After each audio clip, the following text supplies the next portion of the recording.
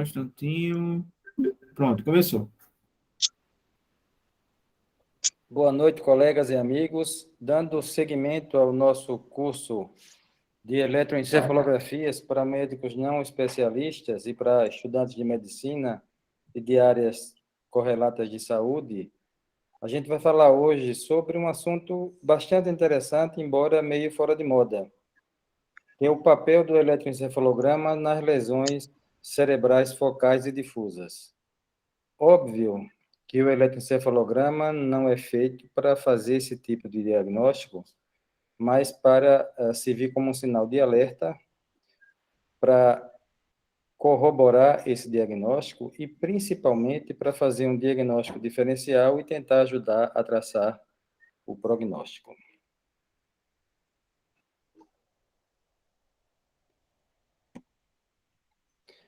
A gente vai iniciar com esse caso de um paciente de 38 anos com epilepsia e essa atrofia no hemisfério cerebral esquerdo. Não é uma atrofia progressiva, é uma atrofia congênita e ele, como correlato dessa atrofia no hemisfério cerebral esquerdo, ele tem uma assimetria evidente do ritmo alfa. A gente vê aqui que o ritmo alfa está presente apenas no hemisfério cerebral direito. Por exemplo, aqui o canal P4O2, que é o canal parieto-occipital direito, e aqui o canal P3O1, que é o parieto-occipital esquerdo. Então, a gente vê que no esquerdo, eventualmente surge um esboço de ritmo alfa, mas que não se compara a esse ritmo alfa no hemisfério cerebral direito. Além do mais, na região temporal esquerda, a gente tem uma atividade lenta, contínua, heteromorfa, θ-delta, como já foi enfatizado em outra aula pelo Rafael, o lobo temporal, por ser um lobo que tem uma de circuitos neurais com as outras regiões do cérebro, ele acaba sendo uma fonte de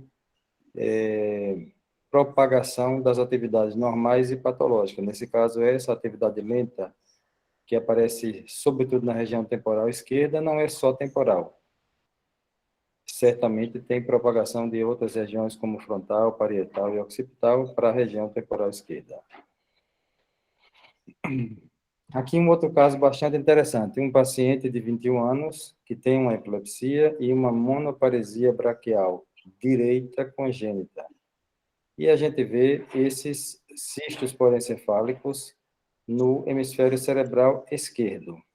Então, ele tem epilepsia, tem uma monoparesia braquial contralateral, e como expressão eletroencefalográfica dessa assimetria estrutural, a gente tem uma assimetria evidente das ondas agudas do vértex, aqui na região central direita, rolândica direita, que não tem na região rolândica esquerda.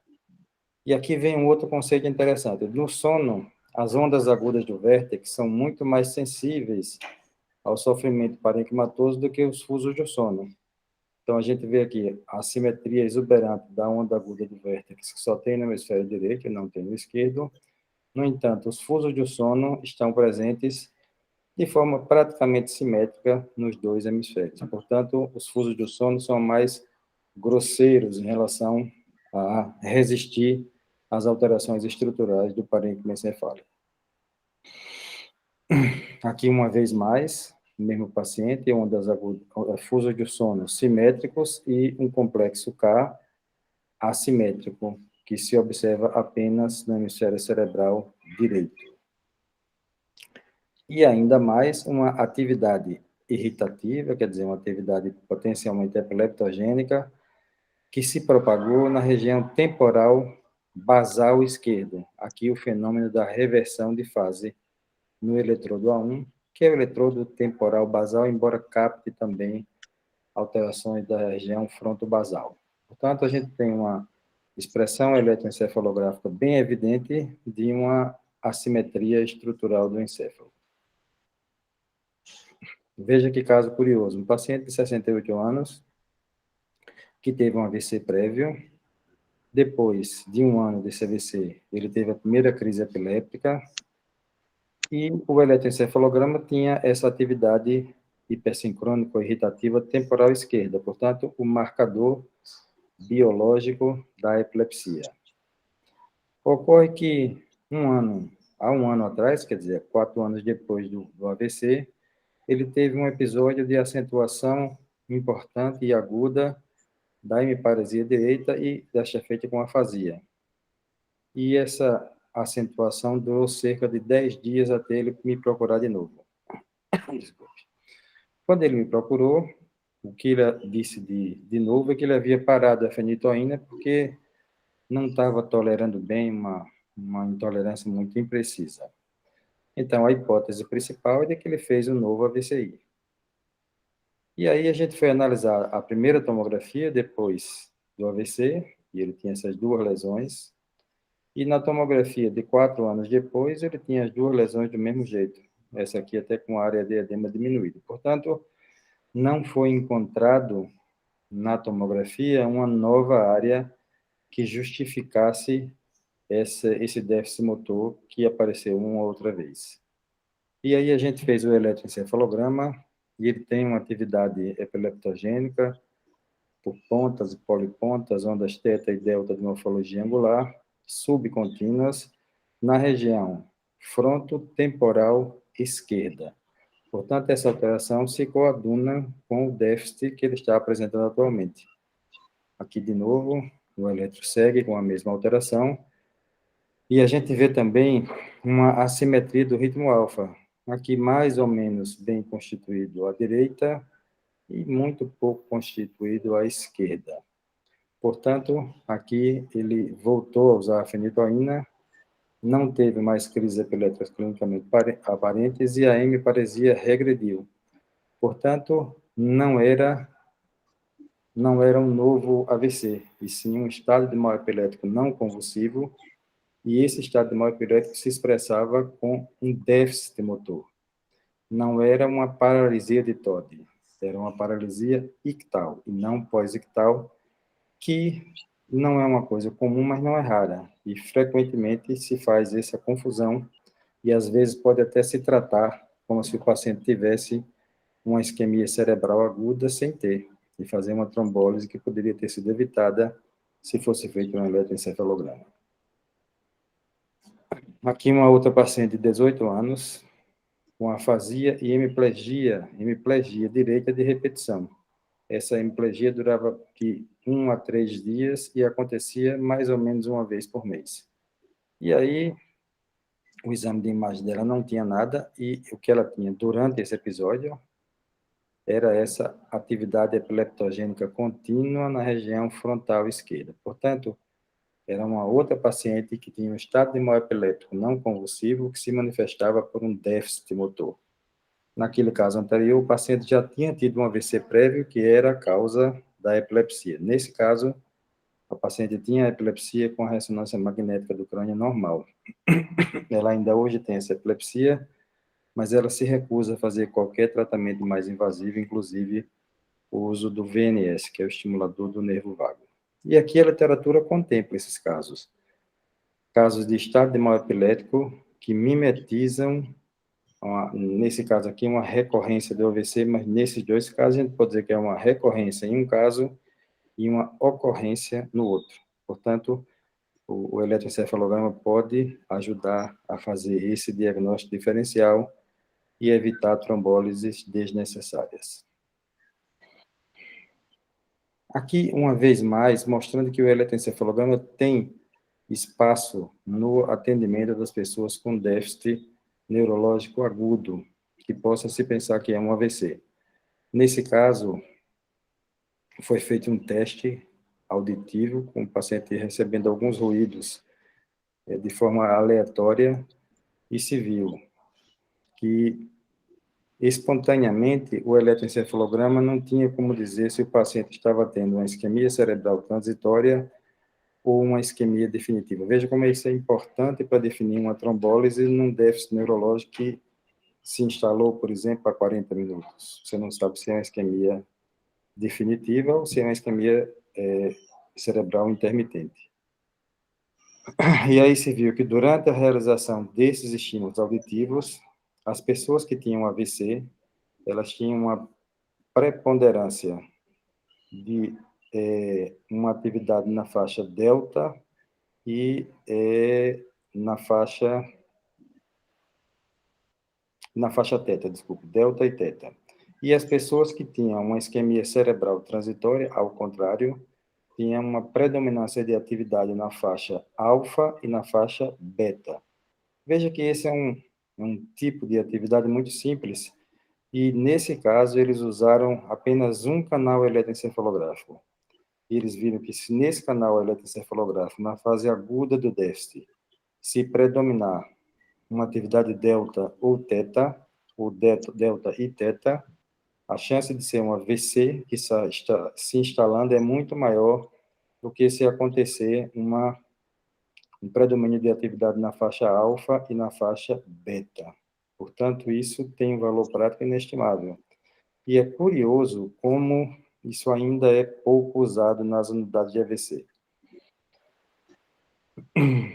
Aqui no Brasil, tem colegas que estão estudando isso de forma bastante interessante. Um grupo da Unicamp, que agora tem uma ramificação em Fortaleza, eu já convidei esse colega de Fortaleza para dar uma aula para a gente sobre a importância do eletroencefalograma no estabelecimento do diagnóstico e do prognóstico do AVC agudo.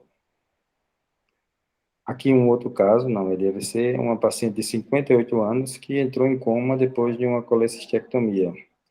E aí se viu que o sódio dela estava muito baixo, tanto o sódio como o potássio. Supostamente ela fez uma correção com a velocidade normal dessa hiponatremia, mas ela, quando fez a ressonância magnética, ela tinha essa mielinólise pontina central, que é uma coisa que muito se fala, mas pouco se diagnostica, mas talvez porque não se investigue tanto, mas tinha também a mielinólise extrapontina, um caso muito grave realmente. O eletroencefalograma tinha esse estado de mal epiléptico expresso por uma atividade periódica de periodicidade curta generalizada. Quando o estado de mal epiléptico é expresso por uma atividade periódica, só isso já é suficiente para dizer que é um estado de mal epiléptico com um prognóstico ruim. Mas ela foi tratada, ela saiu do estado de mal epiléptico e acabou desenvolvendo inicialmente uma melhora, mas evoluiu para um estado vegetativo e morreu nesse estado vegetativo alguns anos depois. Então, a gente vendo esse eletro, já sabia que era um eletro que indicava um prognóstico ruim de recuperação dessa mielinólise encefálica difusa. Aqui uma situação muito interessante. O eletroencefalograma era muito usado para o diagnóstico de tumores cerebrais antes dos exames de neuroimagem modernos. Por exemplo, isso é um trabalho de 1950 num jornal japonês, numa revista japonesa, desculpe. E ele mostra como é que se comporta o eletroencefalograma nesses tumores cerebrais. Então, eles estudaram 50 pacientes. Veja que coisa interessante. Somente 6 pacientes com os mais diversos tumores encefálicos, desde tumores do tronco cerebral, mesmo tumores extraaxiais que comprimiam o encéfalo, mas mesmo assim, somente 6 de 50 pacientes tinham o eletro normal, ou seja, 12% dos pacientes. E 88% dos pacientes tinham o eletro anormal. Esse eletronormal, eles chegaram a classificar a atividade anormal em diversos tipos e de acordo com a região. Por exemplo, aqui um paciente com crânio faringioma, portanto, um tumor basal. E ele mostrava, por exemplo, na região frontal esquerda, essa atividade delta heteromorfa, na região frontal direita também uma atividade delta heteromorfa, na região temporal esquerda e direita, uma atividade já mais com a tendência à faixa teta, embora delta também heteromorfa, mas em ambos os casos, cavalgada por essa atividade beta. Veja que nas regiões parietais, o predomínio é de uma atividade beta, ou seja, de ritmos rápidos de baixa amplitude. E nas regiões occipitais, volta a aparecer uma atividade de amplitude maior. Então, esse padrão era visto nesse tipo de tumor. Veja que um craniofaringioma, teoricamente, a gente não esperaria encontrar alteração. Talvez se estudássemos mais isso, pudesse ajudar a diferenciar se era um craniofaringioma ou se era um outro tipo de lesão. Aqui já um meningioma da goteira olfatória esquerda, as mesmas áreas, frontal esquerda-direita, temporal esquerda-direita, parietal esquerda-direita. Veja que no parietal a tendência continua a ser de ritmos rápidos, talvez com atividade teta sobreposta, mas a atividade lenta frontal e temporal, ela já tende a ser menos lenta. Aqui uma atividade muito mais na faixa delta e aqui já na faixa mais teta. E aqui é a descrição das principais alterações eletroencefalográficas correlacionadas aos tumores encefálicos. Então, no primeiro tipo, a gente tem uma atividade predominantemente beta, ritmos rápidos, com uma atividade deltas de muito baixa amplitude. A gente tem uma atividade delta, uma tendência monomórfica, também cavalgada por ritmos betas. A gente tem uma atividade teta-delta mais polimórfica, mais heteromorfa, e essa atividade teta-delta mais heteromorfa, ela é muito mais de tumores cerebrais de crescimento mais rápido, e tem uma relação maior com o foco da lesão. Essa atividade delta mais monomórfica pode ser a distância do foco, e aqui uma atividade delta muito mais lenta, também cavalgada por ritmos rápidos. Esse tipo de padrão foi descrito desde a primeira metade do século passado e continua existindo. Talvez, se fosse melhor estudado, pudesse ajudar a dizer, em alguns casos, que mesmo a ressonância magnética tem dificuldade de dizer, mesmo a espectroscopia tem dificuldade de dizer, talvez o eletro pudesse ser uma fonte de ajuda, ou possa ser uma fonte de ajuda. Esse já é um trabalho mais recente, de 1979, para estudar se o que determina a alteração do elétron é o tumor em si. A gente sabe que o tumor não tem atividade elétrica, mas ele interfere com as células em volta, ou se é mais o edema. E se viu que, quando ele separou em alterações não sugestivas e sugestivas especificamente de tumor. As não sugestivas mais na faixa teta e beta, e as sugestivas mais na atividade delta, sobretudo no delta heteromorfo. E a gente viu que não houve uma variação muito importante se o paciente tinha edema ou se não tinha edema. A diferença estatisticamente era muito pequena. Portanto, o que parece que determina a alteração do eletroencefalograma é a interferência do tumor em si e não do edema circunjacente. Esse já é um caso nosso, um caso de alguns anos atrás. O paciente fez uma embolização de uma MAV temporo-occipital esquerda e teve uma meningite local pela substância que usa para embolizar. E aí ele desenvolveu ao eletroencefalograma, que é o correlato dessa lesão das áreas mais posteriores do cérebro, essa atividade delta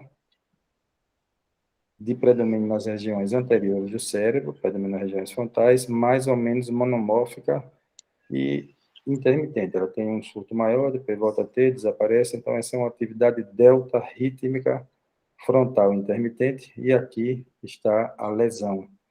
A lesão que foi embolizada, que nesse caso funciona como um processo expansivo, funciona como um tumor. Esse já é um outro caso bastante interessante. Um paciente de 43 anos que tem crises elásticas, com hipersexualidade, uma oligofrenia leve. Crises elásticas são crises de riso epiléptico, e ele tem esse amartoma hipotalâmico. Um amartoma hipotalâmico que tem uma projeção para o hipotálamo do lado direito. E a gente sabe que a gente capta o eletroencefalograma são projeções corticais. Então, esse tipo de amartoma, ele determina no eletroencefalograma uma propagação para a região temporal do mesmo lado. Então, isso aqui não significa que a lesão é na córtex temporal, mas que as redes neurais que conectam o hipotálamo com a região temporal é que fazem aparecer esse tipo de alteração, e que determinam as crises epilépticas gelásticas. Esse foi um caso da semana passada. Veja, o paciente foi encontrado em casa, muito bradipsíquico, é um comerciante, e ele não dizia coisa com coisa, e os familiares foram chamados, porque quando a secretária chegou lá, encontrou ele nesse estado, e ele fez uma tomografia e em seguida pediu essa ressonância magnética que mostra esse tumor. Um tumor que tem características de um tumor extraaxial, parece ser um meningioma, mas ele é bastante heteromorfo, com a captação também do contraste que não é muito homogênea. Eu conversei com o neurocirurgião, ele disse que isso por si só não dá para a gente inferir a histologia do tumor. Mas o eletroencefalograma, que tem uma atividade delta heteromorfa na região frontal esquerda, mostra que essa atividade ela se comporta como se fosse um tumor de crescimento rápido. Que os tumores de crescimento mais lento, como são os meningiomas, em geral dão alterações mais sutis. Então, por esse eletroencefalograma, dá para a gente supor que talvez esse tumor seja um meningosarcoma e não um meningioma. Ele vai ser operado ainda e eu já conversei com o neurocirurgião para, depois da cirurgia, ele me dizer o histológico, o histopatológico. Mas veja como um exame extremamente antigo e simples pode ajudar a dar uma informação que mesmo a ressonância magnética não foi capaz de dar de forma confiável. Aqui, o mesmo paciente, você veja que a lesão ela é predominantemente à esquerda, mas ela tem um pouquinho que vai à direita, tem já uma herniação aqui da linha média, e a gente tem a atividade delta heteromorfa na região frontal e frontotemporal esquerda, mas eventualmente você tem uma atividade delta monomórfica contralateral. Essa atividade delta monomórfica é a atividade FIRDA, ou atividade delta rítmica frontal intermitente. E ela pode ser a expressão de uma lesão na contiguidade do lobo frontal, ou pode ser uma propagação contralateral. Pode ser uma propagação, inclusive, de tumores de fossa posterior. Tem vários artigos falando sobre o significado dessa atividade delta rítmica frontal intermitente, e o que se sabe é que, diferentemente desse caso que eu mostrei, ele geralmente não tem relação com as lesões que ultrapassam a linha média. Geralmente são lesões hemisféricas, mas esse caso mostrou que nem sempre é dessa forma. Aqui, já partindo para o significado prognóstico do eletroencefalograma na fase aguda de um AVC isquêmico.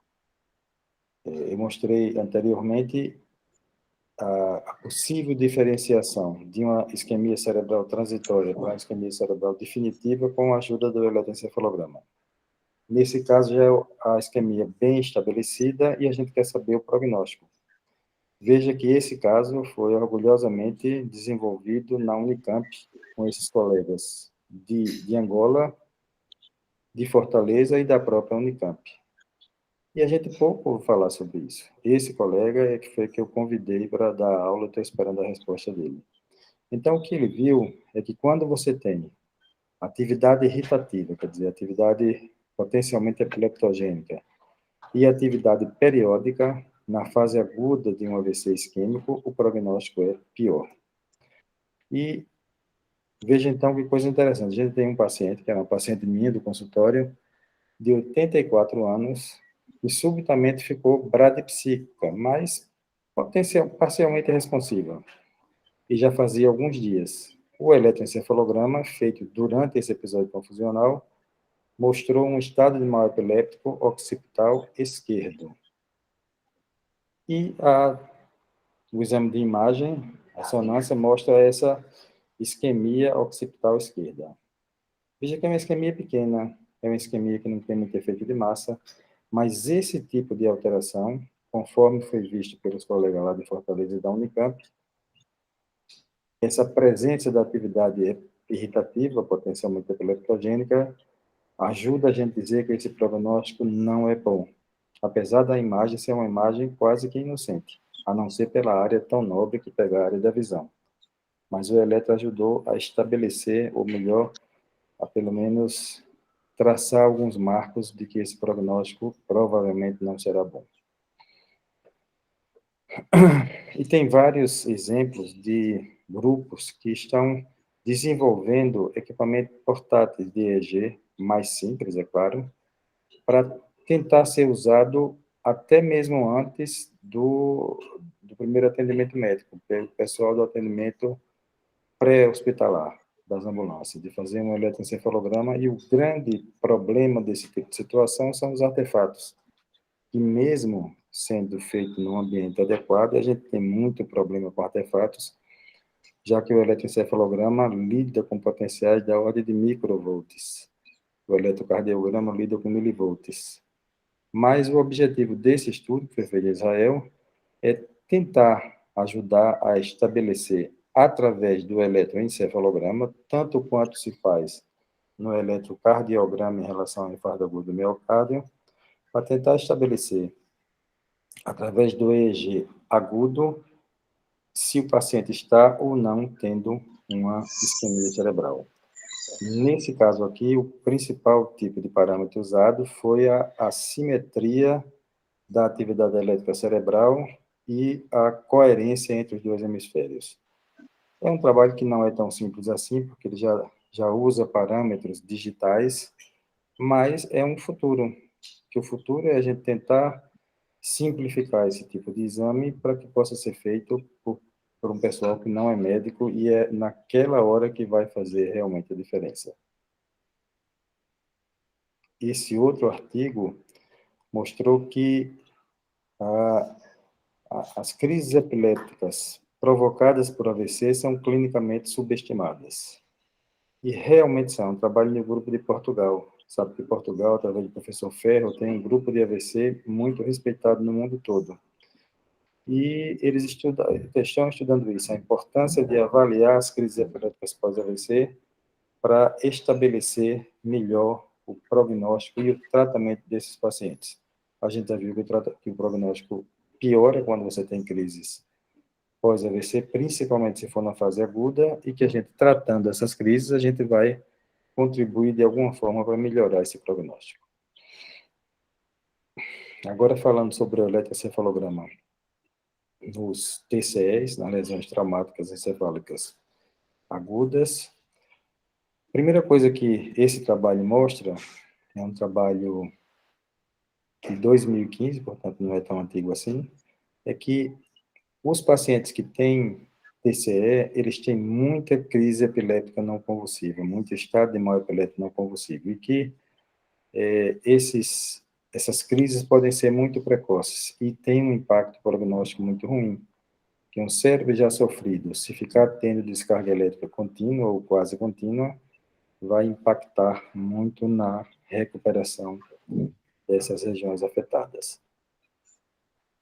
E aqui uma avaliação bem mais palpável, bem mais interessante, mostrando que quando você tem no TCE agudo uma atividade mais na faixa teta e alfa, que tem que tem reatividade, você tem um prognóstico muito melhor do que quando você tem uma atividade delta, heteromorfa, contínua e reativa. Então, um paciente com TCE que esteja clinicamente numa situação muito parecida em termos de exame neurológico, se ele tiver esse padrão de eletroencefalograma, ele vai ter um prognóstico muito melhor do que se tiver esse padrão.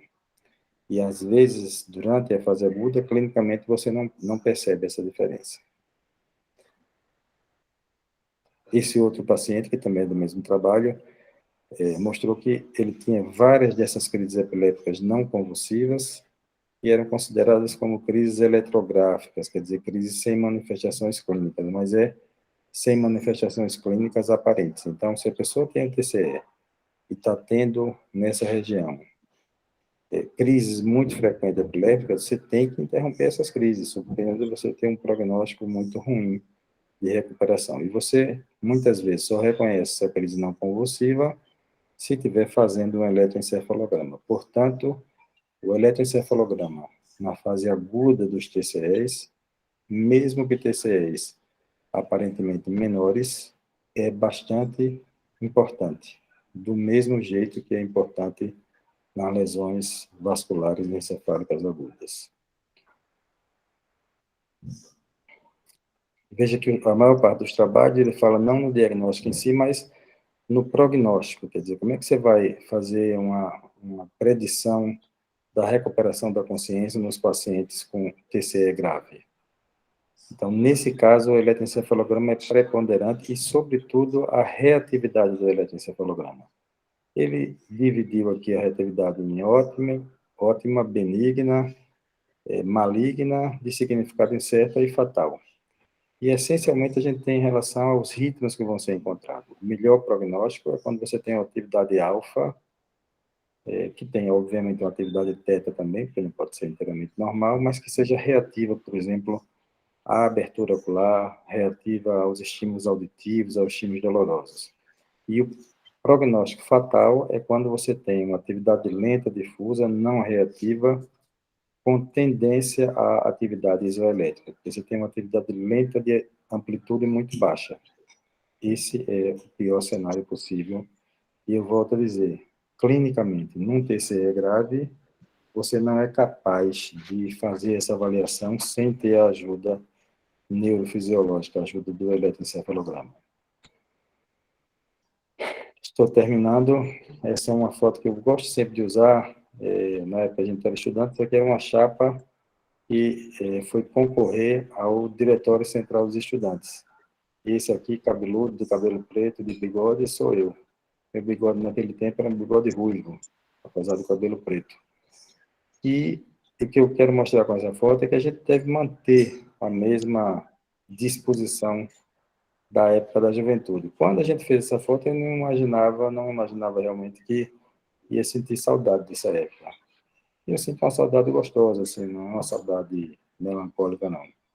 E aqui tem vários outros colegas, que alguns a gente ainda mantém contato, e outros a gente não sabe mais onde estão. E, por fim, aqui, o grande idealizador desse grupo, e que serve como inspiração, o professor Gilberto Macedo, ele dizia essa coisa interessante, que a cadeia funcional e fisiopatológica, cientes do cérebro como sistema e células como unidade. E que eu não vou ler tudo isso, mas que o cérebro, ao final das contas, ele interioriza todos os estímulos exteriores, bons e ruins, e isso acaba levando ou à saúde ou à doença. E a coisa mais interessante, que o diagnóstico, nesse contexto, é uma tarefa lógica. O diagnóstico não é feito através de atalhos, ele é feito através de uma coisa objetiva.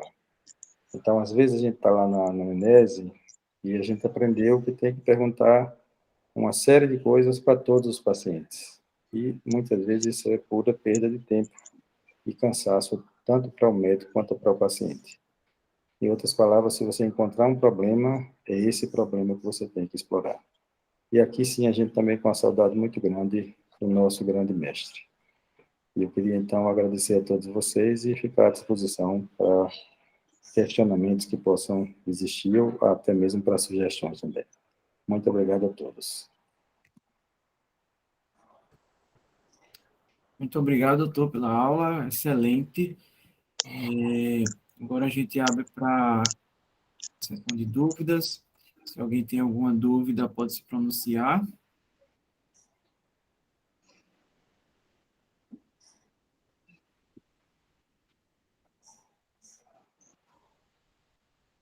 Muito obrigado, Rafael. Agora que eu estou vendo vocês de novo, porque a gente, quando está expondo, só vê a nossa página mesmo. Você fica inteiramente à vontade, entendeu? Assim, não há nenhum tipo de constrangimento. Pode perguntar as coisas mais diversas, podem questionar, podem se declararem surpresas com esse aspecto também do eletroencefalograma, podem rever a aula no YouTube.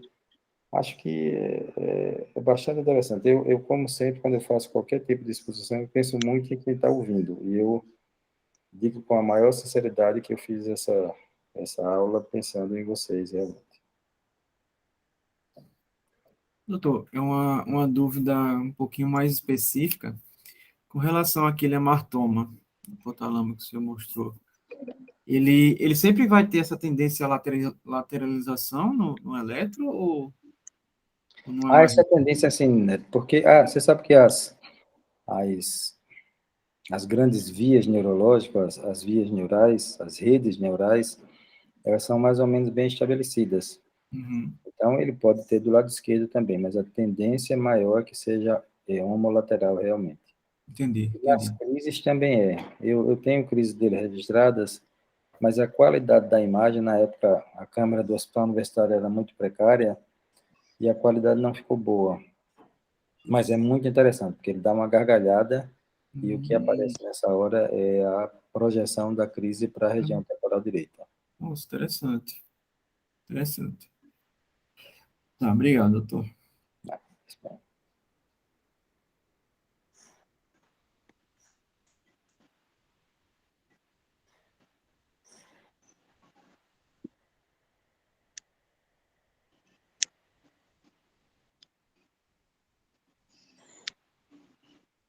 Pessoal, claro que as pessoas para perguntar têm que estar à vontade e desejarem. Não há sentido também na pessoa perguntar só porque precisa perguntar alguma coisa. Então, eu queria mais uma vez agradecer vocês, dizer que esse é um dos objetivos do nosso grupo. Dizer que hoje fiquei muito feliz porque, depois de muito, muito tempo de tentativa, a nova pesquisa que a gente vai fazer lá no Hospital Universitário, no ambulatório, está em vias de ser aprovada pelo Comitê de Ética. Então, para mim, isso é uma grande satisfação e para as pessoas que me acompanham no ambulatório, certamente vai ser uma chance de aprender mais e aprender como se faz uma pesquisa científica na prática e, obviamente, que estudando em casa depois, mas que essencialmente é colocar a mão na massa.